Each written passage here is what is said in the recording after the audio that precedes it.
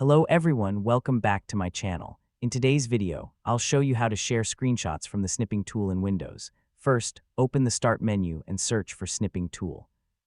Click on the app to open it. Next, click the New button and capture any area of your screen using Rectangle Snip. After taking the screenshot, it will open automatically in the Snipping Tool window. Now look at the top right corner and click the Share icon. A sharing menu will appear with available options such as Outlook, Mail, Nearby Share, or other apps installed on your computer. Select the app or sharing method you want to use. If required, choose the recipient or device you want to share the screenshot with, then click Send or Share to complete the process. If the Share option is not available, you can click the Copy icon in the Snipping Tool window. Then open WhatsApp, Microsoft Word, PowerPoint, or any other app and press Ctrl+V to paste and share the screenshot instantly.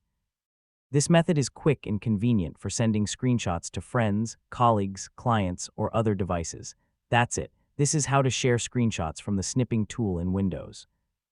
Thanks for watching, and I'll see you in the next video.